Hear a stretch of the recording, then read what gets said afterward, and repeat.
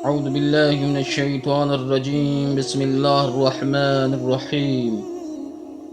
16ویں منزل کا نام ہے نینوا۔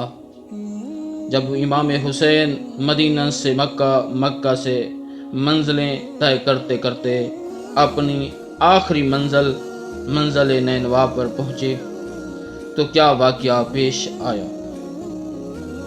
سرکار سید شہداء امام حسین علیہ السلام قصر بنی مقاتل سے روانہ ہو کر برابر راستہ طے کرتے ہوئے نینوا کی سرزمین پر پہنچے۔ نینوا، غازیہ اور شفیہ، وہاں اس زمانے میں چھوٹی چھوٹی بستیاں تھیں۔ حر بھی اپنی سپاہ سمیت ساتھ تھا۔ جب قافلہ اس مقام پر پہنچا، کوفہ کی طرف سے ایک لشکر آیا اور سب لوگ اسے دیکھنے کے لیے رک گئے۔ جب قریب آیا تو اس نے حر کے ساتھیوں پر سلام کیا، مگر امام حسین اور ان کے اصحاب کو سلام نہ کیا۔ بعد ازاں اس نے حر کو ابن زیاد کا ایک خط دیا جس میں لکھا ہوا تھا: جب تمہیں میرا خط ملے وہیں حسین کو روکو اور ان کو اس جگہ پر اترنے پر مجبور کر دو جہاں پانی نہ ہو۔ میں نے اپنے قاصد کو کہہ دیا ہے، وہ تمہارے ساتھ رہے گا یہاں تک کہ میرے حکم کی تکمیل کا مجھے اطمینان اور اطلاع نہ ملے۔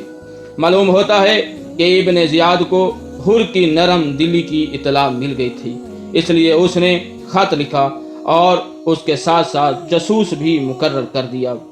بہرحال حر نے امام حسین عالی مقام کو خط کے مضمون سے آگاہ کیا اور کہا: اب میں تکمیل حکم کے لیے مجبور ہوں۔ امام نے فرمایا: مجھے غازریہ، نینوا یا شفیہ میں اترنے کی اجازت دو۔ حر نے کہا: مجھے تو حکم ہے کہ جہاں پانی نہ ہو اسی جگہ پر آپ کو اتاروں، اور یہ نگران بھی موجود ہے، لہٰذا میں ایسا نہیں کر سکتا۔ یزید بن مہاجر کندی نے ابن زیاد کے قاصد کو غصے کی نظر سے دیکھتے ہوئے فرمایا: تیری ماں تیرے سوگ میں بیٹھے یہ کیسا خط لایا ہے؟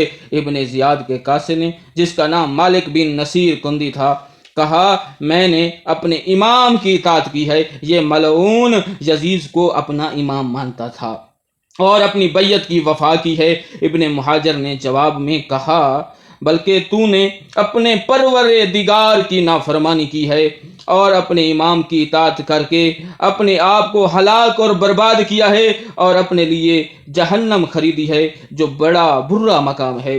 تیرا امام خدا کا نافرمان ہے، اور کچھ ایسے امام بھی ہوتے ہیں جو لوگوں کو جہنم کی طرف بلاتی ہیں، بروز قیامت ان کی کوئی امداد نہیں کی جائے گی۔ تیرا امام یزید بھی انہی اماموں میں سے ہے۔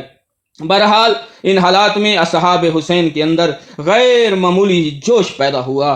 جناب زہیر بن قین نے امام حسین علیہ السلام کی خدمت میں عرض کیا: میرے آقا، حالات نے جو صورت اختیار کر لی ہے، جو ظاہر ہو رہا ہے، ابھی ان لوگوں سے نمٹ لینا چاہیے، کیونکہ بعد میں اس قدر کثیر فوج آ جائے گی جس کے مقابلے کے لیے ہمیں تاب و توانائی نہ ہوگی۔ مگر امام عالی مقام نے جواب دے کر کہا کہ اپنی صلح جوئی پر مہر لگاؤں گا اور میں ہرگز جنگ کی ابتدا نہیں کروں گا۔